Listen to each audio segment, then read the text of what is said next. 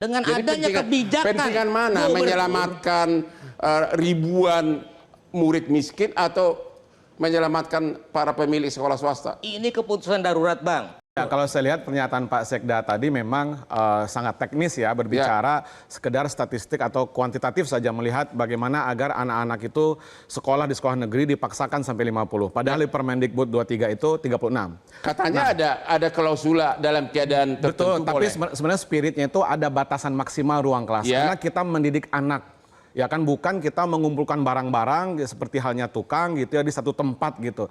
Dan berarti Bapak mencari yang idealnya atau yang betul dong, miskin? Berbicara ideal ada standar, Bang. Ada Permendikbud tentang standar sarana prasarana. Ada aturannya. Tapi gitu. Kan kita lagi miskin-miskinnya. Ya, gimana mencari ideal?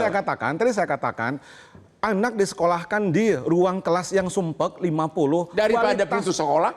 Ukuran kita begini, dia sekolah dapat ijazah atau dia berkualitas dalam hal pendidikannya. Nah, tidak ada jaminan 50 itu kualitas pembelajarannya itu akan terbangun walaupun dia hadir di kelas. Apa kata Bank Dunia? Saya katakan tadi, anak-anak Indonesia itu hadir bersekolah tetapi dia tidak belajar.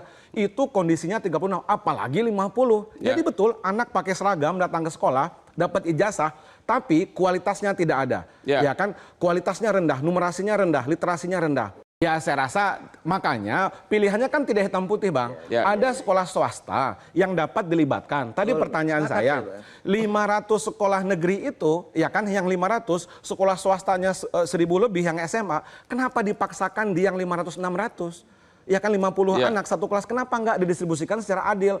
Prinsip pendidikan, Bang, prinsip penyelenggaraan pendidikan menurut Undang-Undang Sisdiknas 20/2003, satu, harus berorientasi kepada kualitas anak, harus berorientasi kepada pengembangan potensi anak. Bukan semua pendidikan begitu. Yang kedua, berbasis keadilan kesetaraan. Swasta itu sudah berkontribusi dalam pembangunan pendidikan nasional, jangan disepelekan. Bahkan swasta sudah ada sebelum negara ini ada gitu. Jadi ini harus memikirkan juga nasib sekolah swasta, guru-guru di sekolah swasta yang juga punya anak, yang juga punya keluarga gitu kan ya. Nah, padahal solusi itu bisa dipilih. Kita di sini kan memprioritaskan anak. Ya kan, jadi total Anda tidak setuju dengan keputusan Gubernur Konten Jawa Barat ini? Tidak setuju. Kalau hanya memaksakan di sekolah negeri harus libatkan swasta. Tadi saya katakan jumlah sekolah swasta, SMA, SMK swasta itu bisa mengakomodir anak-anak untuk belajar secara ideal, jumlahnya 36 atau di bawah 36 tanpa memaksakan di satu.